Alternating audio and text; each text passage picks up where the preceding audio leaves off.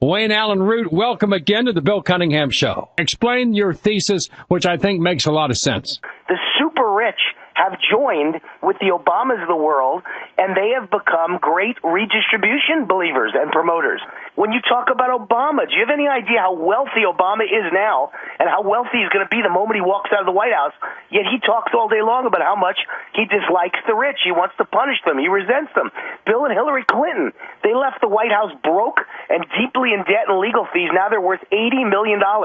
Yeah, that's a really good job if you can get it, don't you think? I kind of recall in January of 2001 when Bill and Hillary left, there were stories in Time and Newsweek about the millions and millions of dollars in legal fees. They're never going to be able to work their way out of where they are. And right now, they're worth almost $100 million.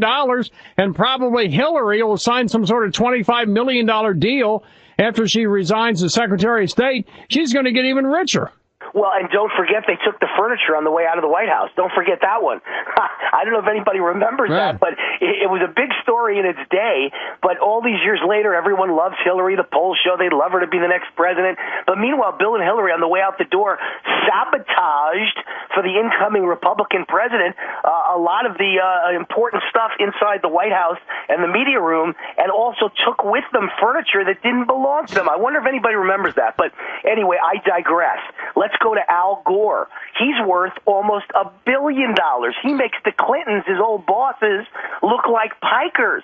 Yes, I said $1 billion. And here's another privileged son of a big shot, powerful U.S. senator who attacks the rich all day, even though he grew up at the best prep schools and had all the money and all the connections to follow his daddy as a U.S. senator. Let's take Eliot Spitzer, one of the great crusaders against the rich.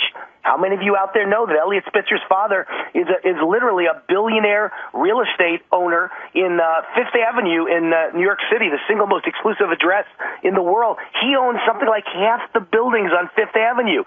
You know, and so I put it together, Bill, with my college classmates who were all filthy rich, spoiled brats, prep school graduates, and they all hated the rich, and they hated capitalism, and they hated Republicans, and they wanted to end the system and bring the country down, just like Obama.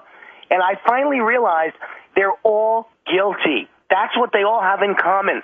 They're guilty at how rich they are. They're guilty at how they've taken advantage of the system. They're guilty at how they've never earned a penny. Most leftist politicians are spoiled brat members of the Lucky Sperm Club the day they were born. Warren Buffett, the day he was born. Warren Buffett was the son of the United States congressman. How about Bill Gates and his father, very liberal? The day Bill Gates was born, he was the grandson with a multi-million-dollar trust in his name of the founder of the Bank of Seattle.